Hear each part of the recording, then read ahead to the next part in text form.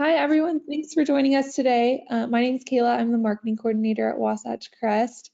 And today we have our executive director, Rich McDonald, and our marketing director, Matt Bourget, to speak about gender-specific care for residential treatment for treating substance use disorders. So I will let them get started. Awesome. Thank you so much, Kayla. I'm Rich McDonald. As Kayla said, I am the Executive Director of Wasatch Crest Treatment Services. And I'll let Matt introduce himself here in a second. And we're very excited to be talking and speaking about this topic of gender-specific treatment, specifically because we've just recently opened a all-women's residential program in Park City, Utah, which is about 15 minutes from our all men's residential program in Heber City. So we'll jump into the topic after Matt introduces himself. Hey everyone, my name is Matt Bourget. I'm the marketing director here at Wasatch Crest Treatment Services, and very excited to talk about this. Awesome, thanks Matt. Okay, so gender-specific residential treatment for substance use disorders. So I think oftentimes the first thing that comes to mind, at least for people working in the industry, is gender-specific treatment would be great. There's less distractions for a lot of the clients that we serve, and we can get into kind of some of the differences as far as treating the client. But overall, one of the biggest reasons that we wanted to provide gender-specific treatment was we saw a real need in the market. There's oftentimes we will have clients that have a pattern of acting out with individuals of the opposite sex. They feel unable to be vulnerable in groups with members of the opposite sex. Oftentimes we're talking about significant childhood trauma for men and for women, which can be real advantageous to have gender-specific care available for those folks. And there's a lot of other reasons beyond just the behavioral aspect of trying to keep people from connecting with the opposite sex or having romantic relationships in treatment. I think one of the things that we're most excited about is that we can really look at the patterns of addiction that happen more specifically to men or more specifically to women.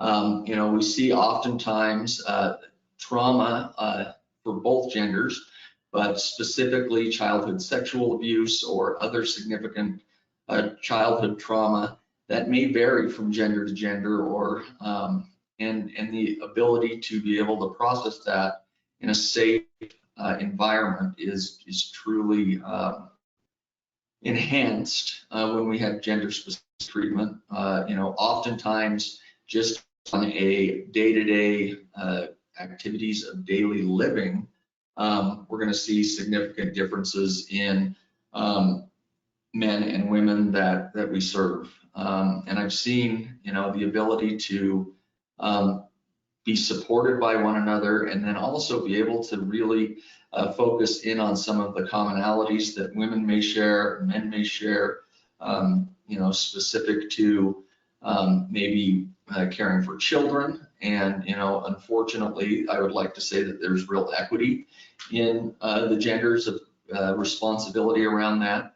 But what we've seen so far is oftentimes women are will be less able to step away from the home because they have primary responsibilities of caring for children. And so being able to really support them and design programming specific to what's going on in their life really has made a huge difference. One thing I was thinking, just as you were saying that too, is with how difficult it is to step away from that, primary caregiver role. Our women come into treatment and might be with other women who are making that sacrifice and have, the ability to recognize that what they're doing is very important, that being in treatment and getting healthy is the best thing they can do, and having that peer support of someone that's doing the same exact thing is, extremely beneficial for our women. Oh, absolutely. And, we found definitely, a lot of our female clients have DCFS cases. In fact, we're tracking kind of some of the data and how we can support those specific traits. And so being able to like really truly look at what's going into driving that addiction and the underlying cause. I know that's kind of the catchphrase in the industry a lot of times, but the reality is that's true. Oftentimes, our clients have maintained on some level the day-to-day responsibilities that they had while using drugs or alcohol. And like really digging in and looking at what the specific stressors are has really allowed us to design groups and programming specific to either gender's need. Yeah, excuse me, as we were talking about, the benefits of gender specific treatment, I feel like once we made that switch, we immediately noticed that too with our clients. It was like, this is what our hope is with offering this type of care. And we saw that change, that switch happen pretty dramatically. Oh, we did. It was kind of, it's been remarkable watching, as a clinician, I get the opportunity to run a few of the process groups every week. And, one of the first things that I really noticed was the level of vulnerability was significantly changed. I think almost kind of the energy in the group, the willingness for our men to share significant like experiences from their childhood with their peers for whatever reason has really I've seen a marked difference in the ability to share. And one of the things that's been fascinating is that I somewhat expected a little bit of maybe pushback for clients that were looking to get into treatment around knowing it's a men's only program or a women's only program, but it's actually been kind of quite the opposite. And one of the things we've been following with our clients that are completing the program and maybe stepping down to the next level of care is, how was their experience in gender-specific treatment? I wish I could say every client we treat has only been to treatment one time, but that, as everybody that works in the industry unfortunately knows, is not the case. And so it's been one of the things that I've really enjoyed learning about, what was the specific difference? Do you feel like it made a greater impact? And we're really excited to follow the outcomes and see where that lands as we move forward. When we opened, April 1st? Yeah, April 1st. Yeah, so we've been going for less than a year, and I do believe that we're going to see a real marked difference in outcomes, specifically for our clients that have a history of maybe jumping into significant romantic relationships in early recovery. It really gives us the time to like stop some of that noise that's going on outside and really focus in on why they came to us for treatment. Yeah, kind of touching on outcomes, what I see in my lane where, I work in marketing and work with the admissions team and, helping people get into treatment, what I've noticed is, as of late, probably over this last month, the majority of the referrals that we're seeing come into our women's program are from alumni who have been to the program before. So that communicates to me right there that, our clients our women that are coming to our program in Park City are having a good experience and telling other people about it. Awesome. And also touching on that too, with talking to people on the front end that are looking to come into treatment, someone's trying to place their wife, place their daughter, their son, their husband. It makes the process a lot smoother, and families and loved ones feel so much more comfortable knowing that their loved one's getting gender-specific care that might be more tailored, where there's less distractions, and ultimately they're going to be getting the best quality of treatment with those two things. Well, and Matt, what I was just thinking as you're talking about that, like, I think it's important to say that it's not all about stopping romantic relationships by any stretch of the imagination. We have historically had a really good or a large population of LGBTQ clients, and for them, that's definitely not something that gender-specific treatment's going to solve.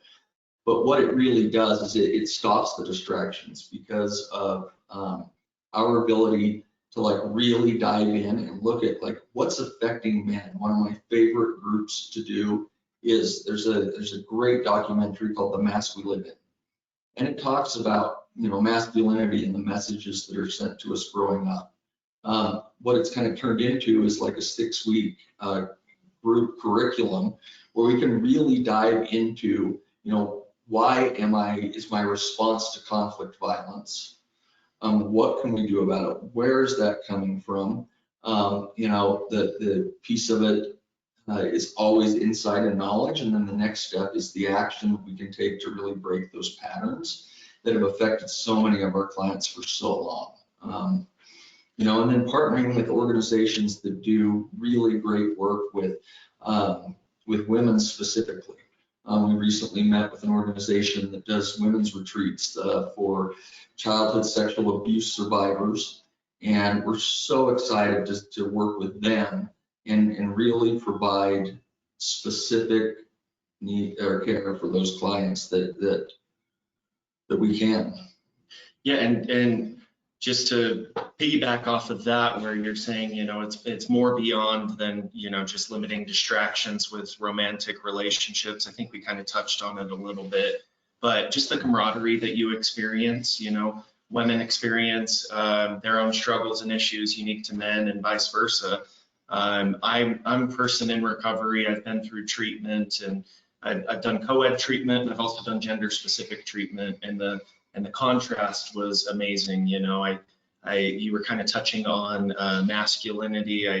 I've been in treatment in a co-ed setting where the guys are showing off for the girls. They're putting down other guys to look cool. And I didn't experience any of that when I was in gender-specific treatment with only men. I felt that there was a lot of camaraderie, men building each other up, and that happens with our women too. They get together, and instead of trying to tear each other down to impress a boy, they're building each other up and trying to help each other. I think that's probably the biggest benefit that I experienced being in gender-specific treatment, was just this feeling of a band of brothers that we're in this together, we're helping each other. And I've seen that with our clients, and I saw it very early on. One of the first days that I was at our Heber facility, after we moved our women to Park City, all the guys were together in a group and had a couple of guitars, and it was in between meetings, and they were just after lunch and all singing and playing guitar together. And I don't know if we would have saw that if there was a bunch of girls in the facility. So I think the bonds that people make when they're helping each other and lifting each other up are invaluable. Awesome. No, I think you're right. I think the other piece that's been really fascinating to watch the clinical team do is really kind of build out groups around specific clients' needs. One thing that's become very evident is that oftentimes our clients need the same approach or very similar curriculum, but it can be presented in very different ways. One example is the healthy relationships group. It's been really remarkable to watch how clients respond to that information differently, and then being able to make adjustments to that curriculum specific to how our clients are responding. Oftentimes it is one of the beautiful things about being a smaller program. Our women's program's 16 beds and our men's program's 20 beds. And we're still at a point where we can really modify curriculum, excuse me, and programming as we are providing treatment. And it's given us, you know, a real ability to make an impact on clients. You know, one of the exit satisfaction surveys from leaving, man graduated from our men's program in Heber, and I kind of review all of that data every couple of weeks, and it was like something along the lines of, you know, when I found out that it was a men's only program, I almost got out of the Uber. And I couldn't have been more wrong. It was the best experience I've had, and I can't wait to stay sober long term. You know, there's really, it's kind of comments like that daily, and there's nothing quite like watching somebody with a little bit more sobriety support somebody who's new and welcome them into the group. You know, we've watched kind of how that impacts, you know, length of stay, and our ability to get our clients focused on what's really important has been greatly impacted. Should we touch on our lower levels of care and Sure. kind of what that looks like for our clients and how our outpatient programs are designed? Yeah. Want me to do that? Sure. Okay. Awesome. I'm just kidding. So currently right now we've got our residential programming is gender specific. Once we have, once somebody has completed residential treatment and the clinical team signs off with the client, you know, they're ready to step down to day treatment or intensive outpatient. We do have 2 sober living homes in Heber. Each one is 8 beds. We've got a men's house and a women's house. And then, so most of our clients, if they're able to participate in the full continuum of care, will do residential treatment for anywhere between 30 to 60 days, sometimes longer, just kind of dependent on the client and the progress they're making. And then they'll step down to day treatment. Our day treatment program's 5 days a week. Essentially, they're in programming for about 7 hours every day. There's some lunch in there and breaks, but they do that Monday through Friday. And then we really encourage the folks, in particular the ones at the sober living or the recovery residents, to do kind of group activities and build a community there. They've got the support of our staff to make sure that they're, you know, engaging and staying sober and being in recovery. And then after they complete day treatment, which, you know, ideally it's 30 to 60 days, but again, it's so dependent on the client. We're hopefully, as they're nearing their end of day treatment, they have either started working a couple nights a week or like found a job that they come into, and then they would step down to intensive outpatient, which is 3 nights a week for 3 hours. And at that point, hopefully they are working. And you know, we encourage all of our clients. We are not a specifically 12-step based program, but we love when our clients engage in the 12-step community and start working a program, and we will support them all the way with that. Got a sponsor, and we also offer virtual IOP.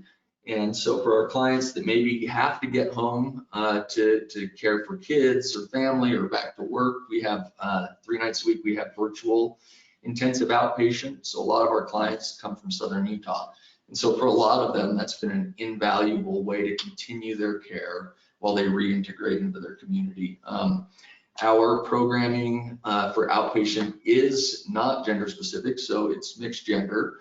And we found this to be really complementary to the work we're able to do while they're at the residential level of care. And it's a great way to start reintegrating folks into, you know, social settings and life. And I think it's a really been an awesome way to do it. So.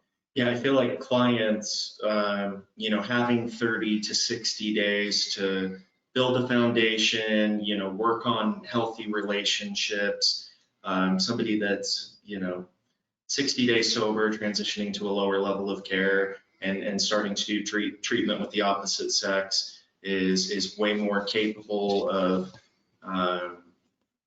you know, being successful and implementing some of the things that they may have learned in residential than somebody that's, you know, day one of treatment, day one of sobriety, and thrown into a co-ed environment.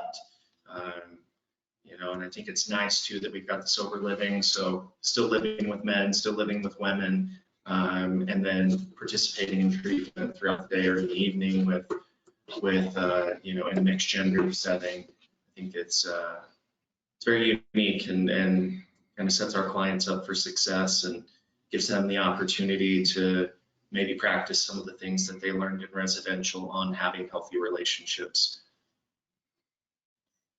Absolutely.